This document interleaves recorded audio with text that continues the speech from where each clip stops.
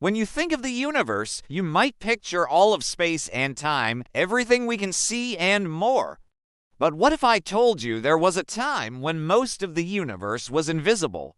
It's true, for nearly 10 billion years, the universe was dark and opaque.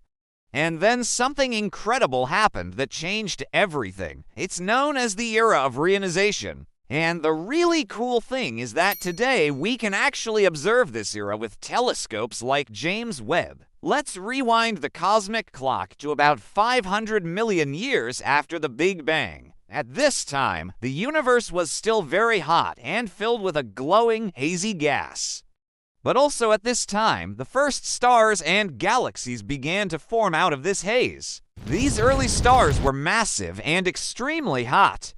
They emitted intense radiation that blasted out in all directions.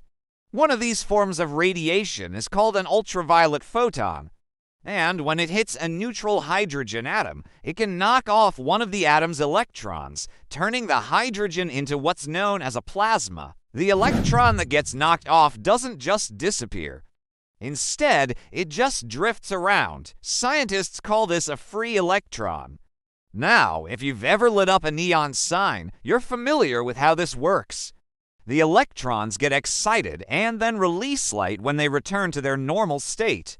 But unlike the neon atoms in a neon sign, free electrons in space don't give off light right away. They can actually stay free for millions of years, wandering around and interacting with other atoms until they find a hydrogen atom with an electron that has been ionized by an ultraviolet photon. When this happens, the free electron gets captured by the hydrogen atom and both become neutral. So the overall effect is that the free electrons are no longer free and the universe becomes a little bit more transparent. This process is called recombination because the free electrons are recombining with hydrogen atoms. It's a big deal because before this, the universe was so opaque that light couldn't travel very far.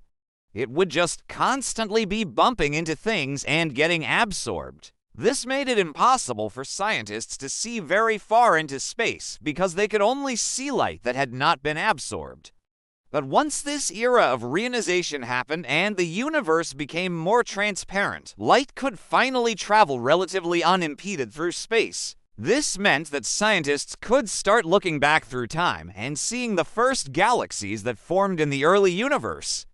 So the era of reionization is super important for astronomers because it represents a time when the universe went from being dark and opaque to transparent and full of possibility.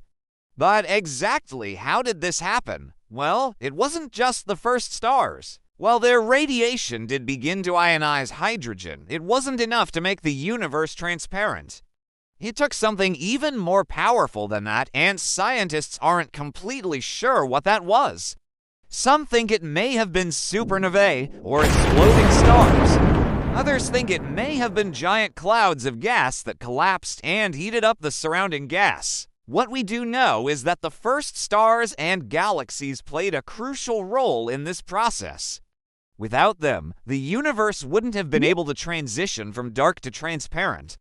We can observe the aftermath of this transition with modern telescopes like James Webb. James Webb can detect the wavelengths of light that can pass through the transparent universe. By looking at the universe in these wavelengths, James Webb can see really far back in time to when the universe was only 480 million years old.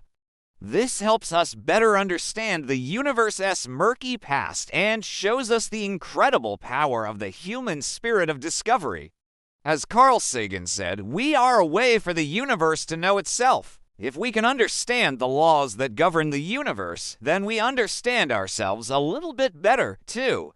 If you want to learn more about the era of reionization and other fascinating space topics, subscribe to the channel. We've got tons of videos waiting for you. Thanks for watching.